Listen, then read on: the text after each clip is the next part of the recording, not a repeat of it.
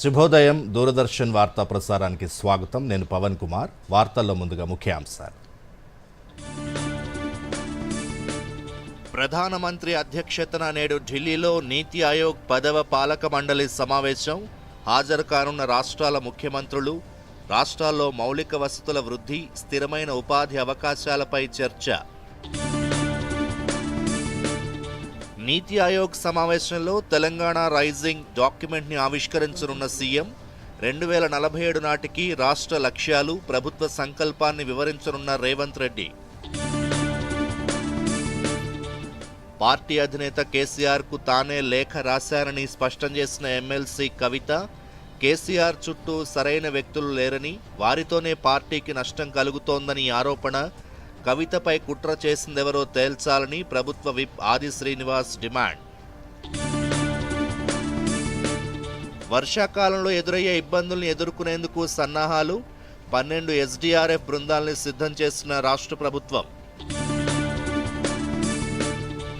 Metro ఛార్జీల్లో రాయితీ నేటి నుంచి అమలు. 10% తగ్గనున్న టికెట్ల ధరలు. ఐపీఎల్లో ప్లే ఆఫ్కు చేరిన జట్లకు ఎదురు దెబ్బలు.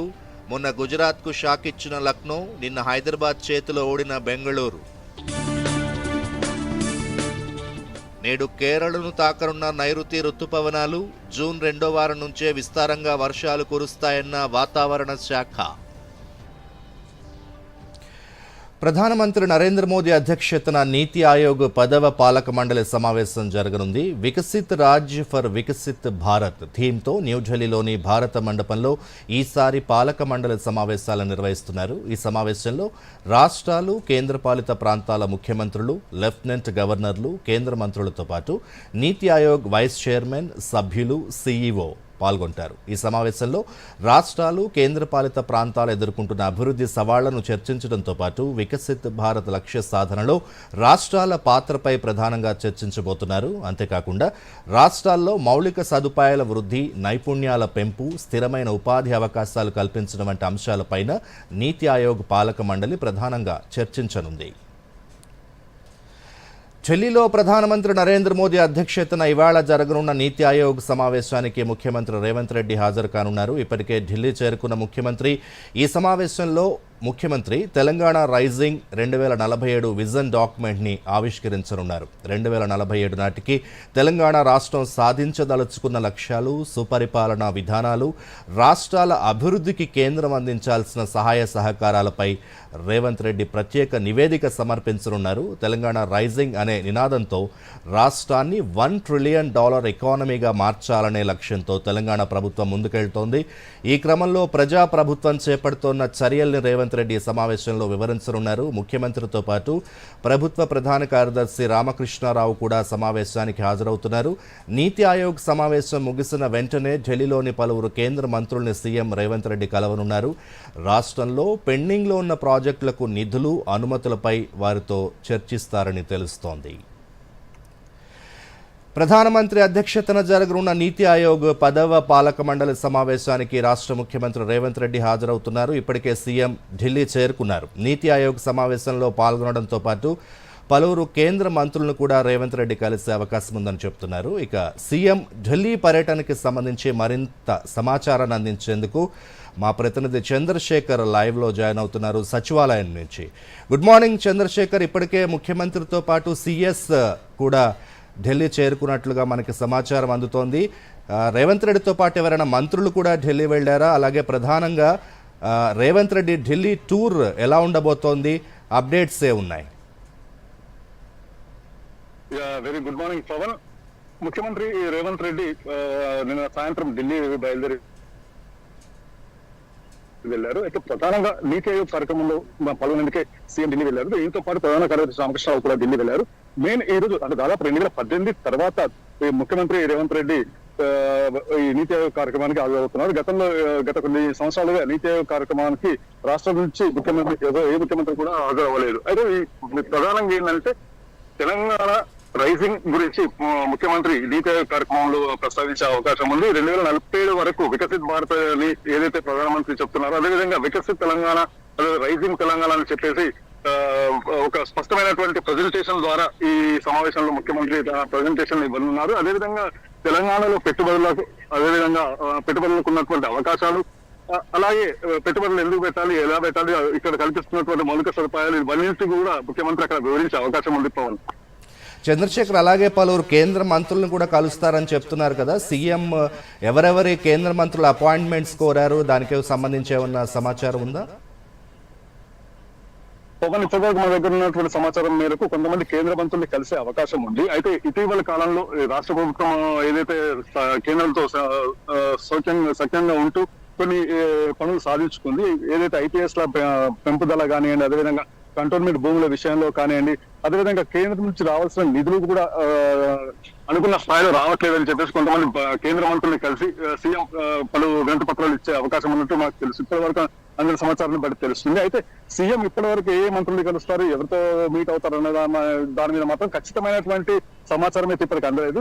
నీతి ఆయోగ్ సమావేశమే చాలాసేపు జరిగే అవకాశం ఉంది కాబట్టి దాని తర్వాత అతను సీఎం కేంద్ర మంత్రులు ఎవరిని కలుస్తారనే దాని మీద మనకు స్పష్టత వచ్చే అవకాశం ఉంది. పవన్, అలాగే చంద్రశేఖర్, ఇంకొక విషయం ఏంటంటే కేంద్రంతో మాత్రమే ఇప్పుడు రేవంత్ రెడ్డి పర్యటన ఉండబోతోందా, అంటే అధికారిక పర్యటనగా, లేకపోతే ఈ నీతి ఆయోగ్ సమావేశం ముగిసిన తర్వాత కాంగ్రెస్ పెద్దలను ఎవరినైనా రేవంత్ రెడ్డి కలిసే అవకాశం ఉంది? ఎందుకంటే చాలా కాలంగా ఈ మంత్రివర్గ విస్తరణకి సంబంధించిన అంశం కూడా పెండింగ్లో ఉంది కాబట్టి ఈ పర్యటనలో హైకమాండ్లో ఎవరైనా కలిసే అవకాశం ఉందా రేవంత్ రెడ్డి? పవన్, ఇప్పటికైతే ఇది సీఎం కేవలం అధికారిక పర్యటన మాత్రమే అని చెప్పేసి అధికార వర్గాలు చెప్తున్నాయి. నీతి ఆయోగ్ సమావేశం తర్వాతనే సీఎం ఒకవేళ కేంద్ర మంత్రులు కలిసిన అనంతరం కూడా పలువురు కాంగ్రెస్ సీనియర్ నేతలను కలిసే అవకాశం ఉందా లేదా అన్నది ఇప్పటివరకైతే మనకు సమాచారం లేదు.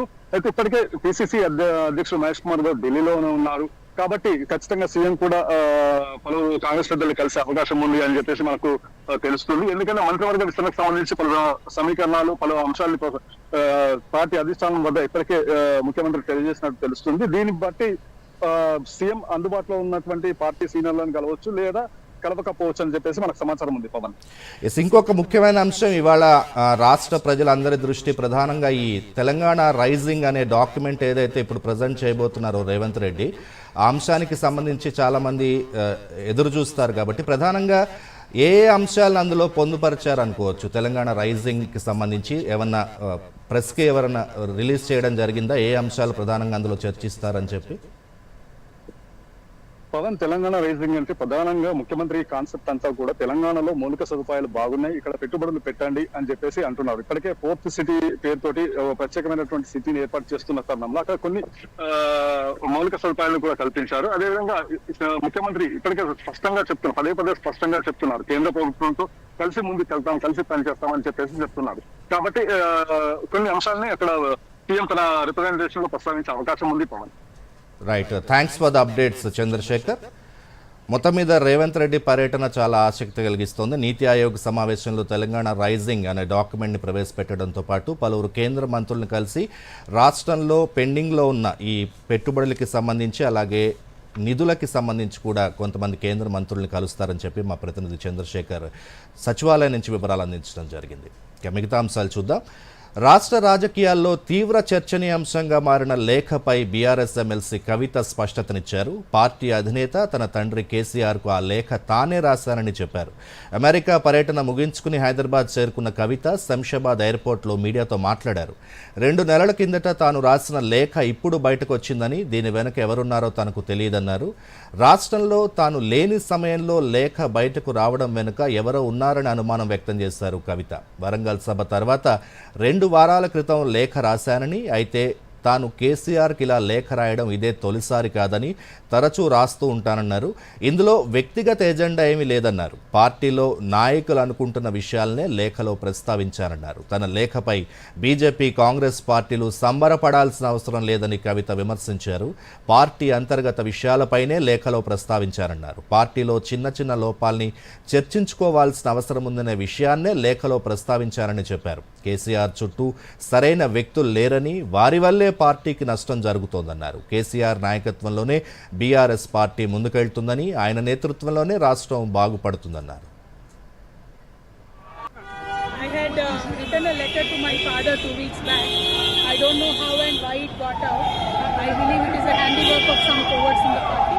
But I had written nothing but about strengthening the party and about strengthening Sir, our leader and my leader, KCR Garu's leadership. So I believe that the party's cowards should stop working against the interest of the party. The letter that is supposed to be for the internal feedback today got out. I hope the party gets to the depths of it. Thank you. Jai Telangana. కవిత వ్యాఖ్యలపై ప్రభుత్వ whip ఆది శ్రీనివాస్ స్పందించారు. కవిత లేఖను leak చేసిందెవరో తేల్చాలని demand చేశారు. కేసీఆర్ చుట్టూ ఉన్న కోవర్టులెవరని, బీఆర్ఎస్లో కవితపై కుట్ర చేస్తోందెవరో తేలాలన్నారు.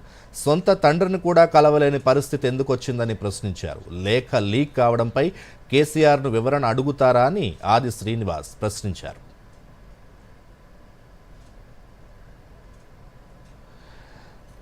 జహీరాబాద్ ప్రాంతాన్ని గేట్వే ఆఫ్ ఇండస్ట్రీస్గా మారుస్తామని ముఖ్యమంత్రి రేవంత్ రెడ్డి ప్రకటించారు. అందుకు అవసరమైన నిధులు మంజూరు చేస్తామని హామీ ఇచ్చారు. జహీరాబాద్ పర్యటనలో భాగంగా పలు అభివృద్ధి కార్యక్రమాలను ప్రారంభించిన ముఖ్యమంత్రి అనంతరం సంగారెడ్డి జిల్లా పస్తాపూర్లో నిర్వహించిన బహిరంగ సభలో పాల్గొని ప్రసంగించారు. జహీరాబాద్ నిమ్స్ కోసం భూములు కోల్పోయిన 5,612 కుటుంబాలకు ఇందిరమ్మ ఇళ్లు మంజూరు చేస్తామని, నారాయణ్ ఖేడ్ అభివృద్ధికి ప్రత్యేక నిధులు కేటాయిస్తామని హామీ ఇచ్చారు. కేంద్ర రాష్ట్ర ప్రభుత్వాలు కలిసి పనిచేస్తేనే అభివృద్ధి జరుగుతుందని, రాష్ట్ర అభివృద్ధి కోసం కేంద్ర ప్రభుత్వంతో కలిసి పనిచేసేందుకు సిద్ధంగా ఉన్నామన్నారు.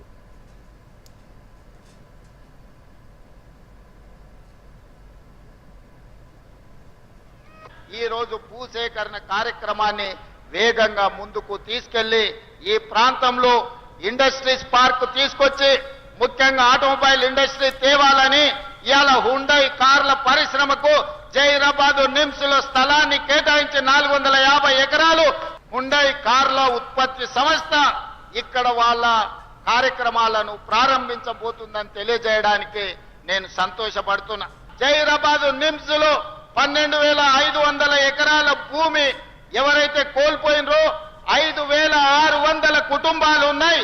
భూమి కోల్పోయిన ప్రతి కుటుంబానికి ఇందిరమ్మ ఇండ్లు మంజూరు చేస్తామని ఈ వేదిక మీద నుంచి ఆ రైతులకు ఈ సంతోషకరమైన వార్తను చేరవేయాల్సిందిగా ఇక్కడికి వచ్చిన మిత్రులందరికీ తెలియజేస్తున్నా. 605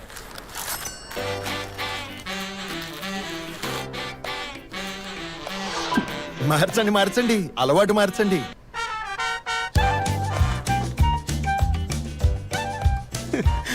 మార్చండి అలవాటు మార్చండి. ఇప్పుడు దగ్గరలో ఉన్న బ్యాంకుకి వెళ్లి పాత నోట్లు మార్చండి. బ్యాంక్ వీల్లేదంటే ఆర్బీఐ ఒంబడ్స్మన్ కి ఫిర్యాదు చేయండి. ఆర్బీఐ అంటుంది, విషయాలు తెలుసుకోండి, జాగరూకంగా ఉండండి. వార్తలకి తిరిగి స్వాగతం. కేంద్ర ప్రభుత్వం హైదరాబాద్లో 200 కోట్లతో మిల్లెట్స్ గ్లోబల్ సెంటర్ను ఏర్పాటు చేయనుందని కేంద్ర మంత్రి కిషన్ రెడ్డి తెలిపారు. హైదరాబాద్లోని బీజేపీ రాష్ట్ర కార్యాలయంలో మీడియాతో మాట్లాడుతూ గ్లోబల్ మిల్లెట్స్ సెంటర్ని కేంద్ర వ్యవసాయ శాఖ ఏర్పాటు చేస్తుందన్నారు. ఈ కేంద్ర ఏర్పాటుతో చిరుధాన్యాలపై పరిశోధన, ఉత్పత్తిలో హైదరాబాద్ కేంద్రం కీలకం కానుందన్నారు. రైల్వే రక్షణకు సంబంధించిన Kavach project centre of excellence కూడా హైదరాబాద్లోనే ఏర్పాటు కానున్నట్లు కిషన్ రెడ్డి తెలిపారు. ఇక కవిత రాసిన లేఖపై కిషన్ రెడ్డి స్పందిస్తూ బీఆర్ఎస్ నేతలు ఆడుతున్న డ్రామాగా అభివర్ణించారు. బీఆర్ఎస్ పార్టీని, ఆ పార్టీ నాయకుల్ని తెలంగాణ ప్రజలు ఎప్పుడో తిరస్కరించారన్నారు. కాళేశ్వరంలో అక్రమాలు తేల్చేందుకు సుప్రీంకోర్టు మాజీ న్యాయమూర్తి ఆధ్వర్యంలో కమిషన్ వేశామని తెలంగాణ నీటిపారుదల శాఖ మంత్రి ఉత్తమ్ కుమార్ రెడ్డి తెలిపారు. సచివాలయంలో ఏర్పాటు చేసిన సమావేశంలో మంత్రి సీతక్కతో కలిసి మీడియాతో మాట్లాడారు. ఆయన ఏ తప్పు చేయకుంటే నోటీస్ ఇవ్వగానే అంత ఉలుకెందుకని ప్రశ్నించారు. నోటీస్ ఇవ్వగానే కమిషన్ను తప్పుపడుతూ మాట్లాడడం విచారకరమన్న ఉత్తమ్, ఇందిరాగాంధీ లాంటి వాళ్లే కమిషన్ ముందు విచారణకు హాజరయ్యారని గుర్తు చేశారు. నోటీసులు ఇచ్చాక జ్యుడిషియల్ కమిషన్నే కించపరిచేలా మాట్లాడుతున్నారని విమర్శించారు. చట్టపరమైన చర్యలు తీసుకునేందుకు జ్యుడిషియల్ కమిషన్ వేశామని మంత్రి ఉత్తమ్ కుమార్ రెడ్డి తెలిపారు. భారతదేశానికి మొదటి లోక్పాలు, ఉమ్మడి ఆంధ్రప్రదేశ్ కి chief justice, one of the most distinguished జ్యూరిస్ of this country, వారి ద్వారా కాళేశ్వరం మీద కూలిపోయిన మేడిగడ్డ బ్యారేజ్, అన్నారం సుందిల బ్యారేజ్ విషయంలో సమాజం మొత్తం సర్వత్రం కోరిన విధంగా జ్యుడిషియల్ కమిషన్ ఎంక్వైరీ చేస్తే, ఎంక్వైరీ చేసి కల్వకుంట్ల చంద్రశేఖరరావు గారికి, హరీష్ రావు గారికి, ఈటెల రాజేందర్ గారికి నోటీసులు ఇస్తే ఏ విధంగా భయపడి వణికిపోయి వారు ఒక తప్పుడు ప్రొపగాండా, తప్పుడు మాటలు మాట్లాడుతున్నారు. మేము తీవ్రంగా ఖండిస్తున్నాం. భారతదేశంలోనే పేరు ప్రఖ్యాతలున్న ఒక మాజీ సుప్రీంకోర్టు జడ్జి, మాజీ లోక్పాల్ ద్వారా మేము కేవలం ఎంక్వైరీ చేసినాం అంతే.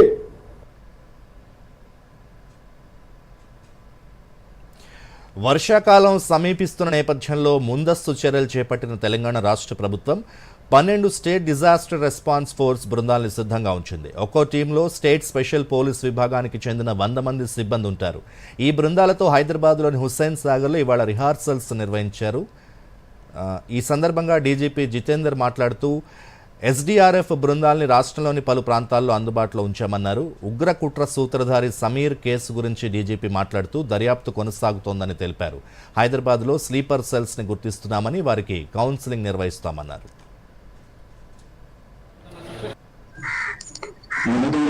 మీకు తెలుసు, కొంతమందికి అరెస్ట్ చూపించాము, 25 members.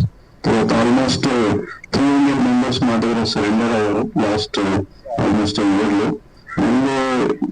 From your side I would again say that there is no point in continuing with this kind of activity, lawless activity, and people being killed by the Naxals. So it is high time they should come and surrender and join the ministry. హైదరాబాద్లో ఇటీవల పెంచిన metro rail ఛార్జీలు నేటి నుంచి తగ్గనున్నాయి. Metro ticket ధరల్ని 10% తగ్గిస్తున్నట్లు ప్రకటించిన Hyderabad metro rail corporation సవరించిన ధరల్ని ప్రకటించింది. కనిష్టంగా 2 కిలోమీటర్లలోపు టికెట్ ధర 11 రూపాయలుగా నిర్ణయించింది. గరిష్టంగా 75 రూపాయలుగా ఉన్న టికెట్ ధరని 69 వరకు తగ్గించింది. తగ్గిన ఛార్జీలు ఇవాల్టి నుంచి అమల్లోకి రానున్నట్లు హెచ్ఆర్ఎంఎల్ స్పష్టం చేసింది. ఛార్జీల పెంపుపై ప్రయాణికుల నుంచి అసంతృప్తి వ్యక్తం కావడంతో ఈ నిర్ణయం తీసుకుంది. సవరించిన ధరల ప్రకారం టికెట్ ధరలు ఇలా ఉన్నాయి.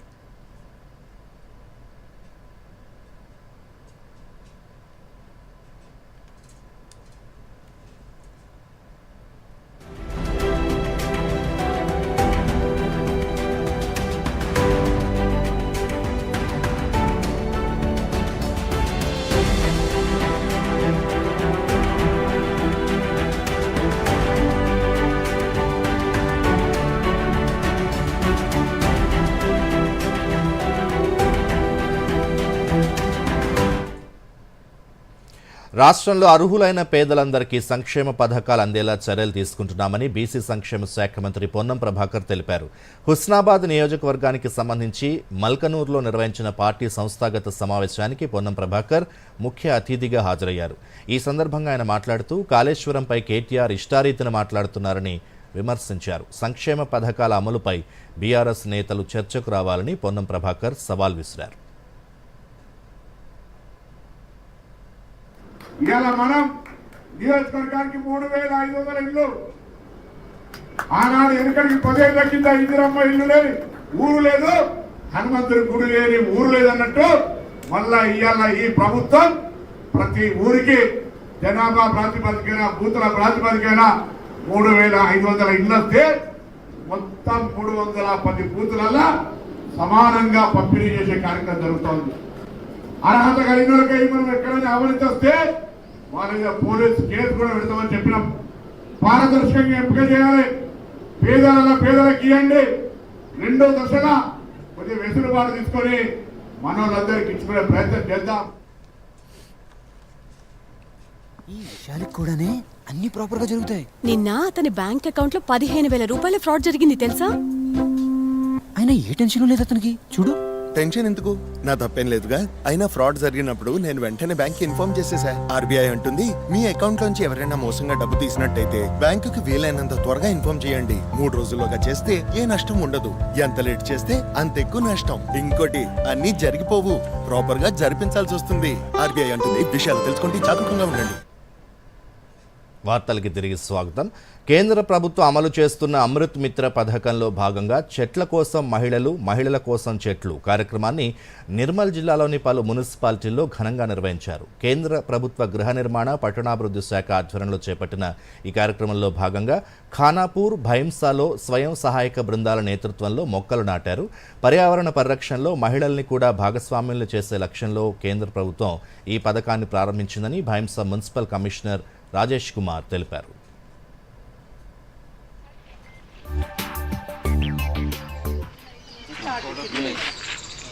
మనం ఫస్ట్ ప్లేస్ చూసుకుంటాం. ఇది చెరువు గట్టు ఉమెన్ పట్టు చాలా పెద్ద బిల్లు ఇచ్చారు మీకు, అందుకే మీరు జాగ్రత్తగా పెంచడానికి ప్రయత్నం చేయండి. ఓకే, చొరవతో ministry of housing and urban affairs, government of India ప్రవేశపెట్టిన ఈ పథకంతో స్వయం సహాయక బృందాలతో, సెల్ఫ్ హెల్ప్ గ్రూప్స్ అంటారు, స్వయం సహాయక బృందాలతో మొక్కలను ఎక్కడెక్కడ నాటాలో వాటిని ఐడెంటిఫై చేయడానికి ఈ కార్యక్రమాన్ని ఏర్పాటు చేయడం జరిగింది. ఈ కార్యక్రమం పేరు ఏంటంటే ఉమెన్ ఫర్ ట్రీస్, అంటే చెట్ల కోసం మహిళలు, మహిళల కోసం చెట్లు. వాళ్ళ పిల్లల్ని ఎలాగైతే చిన్నప్పటి నుంచి పెంచుతారో, పెంచి పెద్ద చేస్తారో, అలా పెంచుతారు, పెద్ద చేస్తారనే ఉద్దేశంతో ఆ చెట్లను కూడా అదేవిధంగా వారు పెంచుతారనే ఉద్దేశంతో ఈ కార్యక్రమాన్ని మహిళలకు అప్పచెప్పడం జరిగింది. ఆపరేషన్ సింధూర్ విజయవంతమైన సందర్భంగా కేంద్ర ప్రభుత్వానికి, భారత సైన్యానికి సంఘీభావంగా పెద్దపల్లి జిల్లా కేంద్రంలో తిరంగా ర్యాలీ నిర్వహించారు. జూనియర్ కాలేజ్ ప్రాంగణం నుండి ప్రారంభమైన ర్యాలీ పట్టణంలోని పలు వీధుల గుండా సాగింది. ఈ ర్యాలీలో ఎమ్మెల్సీ మల్క కొమరయ్య, బీజేపీ జిల్లా అధ్యక్షుడు సంజీవ్ రెడ్డి, యుద్ధంలో పాల్గొన్న జవాన్ ఆరిఫ్ ఉద్దీన్తో పాటు యువతీ యువకులు పెద్ద సంఖ్యలో పాల్గొన్నారు. దీంతో పట్టణం మొత్తం జై జవాన్, భారత్ మాతాకి జై నినాదాలతో మారుమోగింది.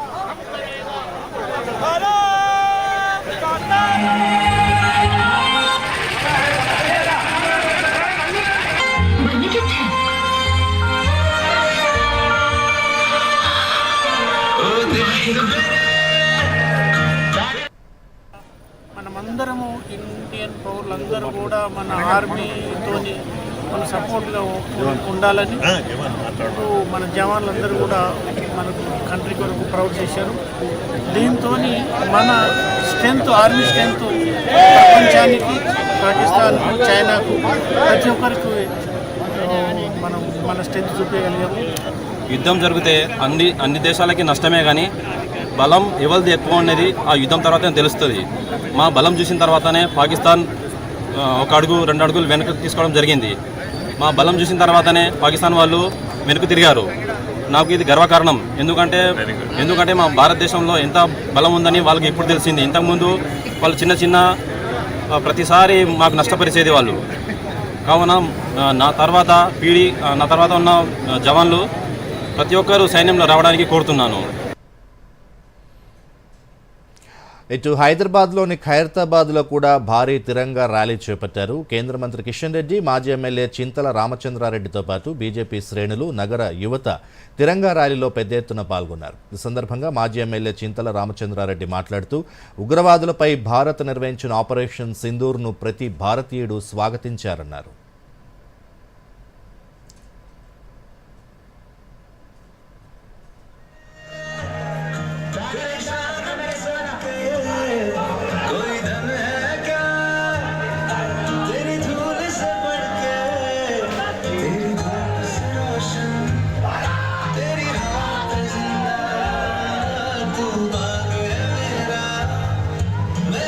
ఆపరేషన్ సింధూర్ పేరు పైన ఈనాడు ప్రధానమంత్రి నరేంద్ర మోదీ గారు తీసుకున్నటువంటి ఈ కార్యక్రమంలో మన దేశ సైనికులు ఏ రకంగా ఉగ్రవాదుల్ని రూపుమాపాలని, ప్రపంచంలోనే ఉగ్రవాదుల్ని కూకటి వేలుతో పెకిలించాలనేటటువంటి ఆలోచనతోని అన్ని దేశాలు ఈనాడు ఐక్యంగా పాకిస్తాన్ చేస్తున్నటువంటి టెర్రరిజంని పెంచి పోషిస్తున్నటువంటి పాకిస్తాన్ మీద ఏ రకంగా మనము ఆ టెర్రరిస్టులు ఎవరైతే మన వాళ్ళని హతమార్చినటువంటి వాళ్ళని రూపురేఖలు లేకుండా మన యొక్క సైనికులకు మేమున్నాము మీకు అండగా అని చెప్పనే ఆలోచనతోని, మాకు మీరు మీకు మేముగా ఈనాడు ఉన్నామని చెప్పనే ఆలోచనతోనే ఖైరతాబాద్ శాసనసభ నియోజకవర్గంలో కూడా ఈ త్రివర్ణ పతాక ర్యాలీని మరి ముక్కులో మన కేంద్ర మంత్రివర్యులైనటువంటి శ్రీ గంగాపురం కిషన్ రెడ్డి గారు ప్రారంభించారు. హైదరాబాద్లో 72వ మిస్ వరల్డ్ పోటీలు రసవత్తరంగా జరుగుతున్నాయి. కీలక దశకు చేరుకునే పోటీల్లో భాగంగా తాజాగా head to head challenge grand finale నిర్వహించారు. ఈ ఫినాలేకు చేరుకున్న 20 మంది కంటెస్టెంట్స్ హెడ్ టు హెడ్ ఛాలెంజ్లో పోటీపడి వ్యక్తిత్వాన్ని, సామాజిక స్పృహను ప్రదర్శిస్తూ మానసిక ఆరోగ్యం, మహిళా సాధికారత, విద్య, పర్యావరణ సంరక్షణ, సాంస్కృతిక పరిరక్షణ వంటి కీలక విషయాలపై ప్రసంగించారు. ఇందులో Miss Wales, Miss Turkey, Miss Trinidad Tobago, Miss Zambia సుందరిమణులు హెడ్ టు హెడ్ కాంటినెంటల్ విజేతలుగా ఎంపికయ్యారు. Miss World head to head challenge ఫినాలేలో మిస్ ఇండియా నందిని గుప్తాకు చోటు దక్కలేదు. ఈ నెల 31న గ్రాండ్ ఫినాలే జరుగుతుంది. అదే రోజు ప్రపంచ సుందరి కిరీటాన్ని దక్కించుకునే విజేతను ప్రకటిస్తారు.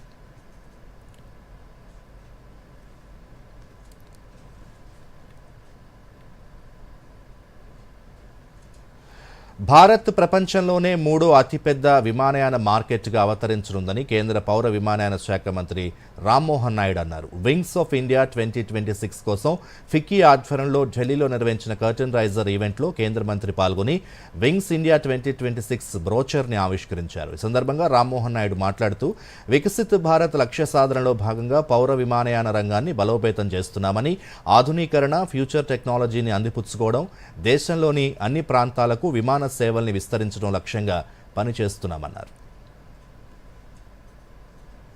In 2014 we had 74 airports and today the number is 160. And in the next 20 years we are very much ready to add another 200 airports to our kitty. And in the next 5 years itself we want to inaugurate 50 new airports in the country. And through Udan scheme, Ude Desh Ka Aam Nagarik scheme, we have connected more than 1,50 lakh people of this country to the Indian skies. And more than 3 lakh Udan flights have been operated in this time. And over 700 regional routes have been activated and 90 plus aerodromes have been made operational. Cricket IPL season 18 రసవత్తరంగా సాగుతోంది. భారీ అంచనాలతో బరిలోకి దిగిన జట్లు కనీసం play ఆఫ్కు చేరుకోకపోవడం, ఇక play ఆఫ్కు చేరిన జట్లు తాజాగా ఓటమి పాలవుతుండడం మరింత ఆసక్తిని రేకెత్తిస్తున్నాయి. మొన్న టేబుల్ టాపర్ గుజరాత్కు లక్నో షాక్ ఇవ్వగా తాజాగా బెంగళూరుకు హైదరాబాద్ షాక్ ఇచ్చింది. గెలిచిన 2 జట్లు కూడా 230కి పైగా పరుగులు చేయడం విశేషం. ప్లే ఆఫ్స్కు దారులు మూసుకుపోయాక హైదరాబాద్ అదరగొడుతోంది. గత మ్యాచ్లో లఖనౌను మట్టి కరిపించిన కమిన్స్ సేన ఇప్పుడు బెంగళూరుపై 42 పరుగుల తేడాతో ఘన విజయం సాధించింది. టాస్ గెలిచి ఫీల్డింగ్ ఎంచుకున్న బెంగళూరు హైదరాబాద్ని కట్టడి చేయలేకపోయింది. ఇషాన్ కిషన్ 94 పరుగులతో రాణించడంతో హైదరాబాద్ 6 వికెట్ల నష్టానికి 231 పరుగులు చేసింది. అనంతరం బెంగళూరు 19.5 ఓవర్లలో 189 పరుగులకి ఆల్అౌట్ అయింది. ఓపెనర్లు ఫిన్సాల్ట్, కోహ్లీ నుంచి మంచి ఆరంభమే లభించినా ఆ తర్వాత వచ్చిన బ్యాట్స్మెన్ విఫలం కావడంతో బెంగళూరుకు ఓటమి తప్పలేదు. నైరుతి రుతుపవనాలు నేడు కేరళను తాకనున్నాయి. లక్షద్వీప్, కర్ణాటక, తమిళనాడు, ఈశాన్య రాష్ట్రాల్లోకి ప్రవేశించేందుకు కూడా పరిస్థితులు అనుకూలంగా ఉన్నాయని భారత వాతావరణ శాఖ తెలిపింది. దీంతో మరో 2 రోజుల్లో ఆంధ్రప్రదేశ్లో అడుగు పెడతాయని, వీటి ప్రభావంతో జూన్ 2వ వారం నుంచే తెలుగు రాష్ట్రాల్లో విస్తారంగా వర్షాలు కురుస్తాయని ఐఎండీ తెలిపింది. కాగా అరేబియా సముద్రంలో దక్షిణ కొంకణ్, గోవా తీరానికి సమీపంలో తీవ్ర అల్పపీడనం కొనసాగుతోంది. ఇది ఉత్తర దిశగా కదులుతూ వాయుగుండంగా బలపడుతుందని భారత వాతావరణ శాఖ వెల్లడించింది. రాబోయే రోజుల్లో ఇది తుఫాన్గా బలపడే అవకాశం కూడా ఉందని, దీని ప్రభావంతో గుజరాత్, గోవా, కర్ణాటక, మహారాష్ట్ర, తమిళనాడు రాష్ట్రాల్లో భారీ వర్షాలు కురిసే అవకాశం ఉందని తెలిపింది. మరోవైపు బంగాళాఖాతంలో ఈ నెల 27 నాటికి మరో అల్పపీడనం ఏర్పడే అవకాశం ఉందని, దీని ప్రభావంతో కోస్తాంధ్రతో పాటు రాయలసీమ, తెలంగాణలో ఒక మోస్తరు నుంచి భారీ వర్షాలు కురుస్తాయని ఐఎండీ వెల్లడించింది. భారీ వర్షాల నేపథ్యంలో పండ్ల తోటల రైతులు అప్రమత్తంగా ఉండాలని ఐఎండీ సూచించింది. మరోసారి ముఖ్యాంశాలతో వార్తల్ని ముగిద్దాం. నమస్కారం. ప్రధానమంత్రి అధ్యక్షతన నేడు ఢిల్లీలో నీతి ఆయోగ్ 10వ పాలక మండలి సమావేశం. హాజరు కానున్న రాష్ట్రాల ముఖ్యమంత్రులు. రాష్ట్రాల్లో మౌలిక వసతుల వృద్ధి, స్థిరమైన ఉపాధి అవకాశాలపై చర్చ. నీతి ఆయోగ్ సమావేశంలో తెలంగాణ రైజింగ్ డాక్యుమెంట్ని ఆవిష్కరించనున్న సీఎం. 2047 నాటికి రాష్ట్ర లక్ష్యాలు, ప్రభుత్వ సంకల్పాన్ని వివరించనున్న రేవంత్ రెడ్డి. పార్టీ అధినేత కేసీఆర్కు తానే లేఖ రాశారని స్పష్టం చేసిన ఎమ్మెల్సీ కవిత. కేసీఆర్ చుట్టూ సరైన వ్యక్తులు లేరని, వారితోనే పార్టీకి నష్టం కలుగుతోందని ఆరోపణ. కవితపై కుట్ర చేసిందెవరో తేల్చాలని ప్రభుత్వ విప్ ఆది శ్రీనివాస్ డిమాండ్. వర్షాకాలంలో ఎదురయ్యే ఇబ్బందుల్ని ఎదుర్కొనేందుకు సన్నాహాలు, 12 SDRF బృందాల్ని సిద్ధం చేసిన రాష్ట్ర ప్రభుత్వం. మెట్రో ఛార్జీల్లో రాయితీ నేటి నుంచి అమలు, 10% తగ్గనున్న టికెట్ల ధరలు. IPLలో ప్లే ఆఫ్కు చేరిన జట్లకు ఎదురు దెబ్బలు, మొన్న గుజరాత్కు షాక్ ఇచ్చిన లక్నో, నిన్న హైదరాబాద్ చేతిలో ఓడిన బెంగళూరు. నేడు కేరళను తాకనున్న నైరుతి రుతుపవనాలు, జూన్ 2వ వారం నుంచే విస్తారంగా వర్షాలు కురుస్తాయన్న వాతావరణ శాఖ. దూరదర్శన్ యాదగిరి వార్తలను ఇప్పుడు సోషల్ మీడియాలో కూడా చూడొచ్చు. యూట్యూబ్ అయితే DD న్యూస్ తెలంగాణ, ఎక్స్ వేదికగా అయితే DD news Telangana @DD Yadagiri news, Facebook అయితే DD న్యూస్ తెలంగాణలో చూసి సబ్స్క్రైబ్ చేసి లైక్ చేయండి, షేర్ చేయండి.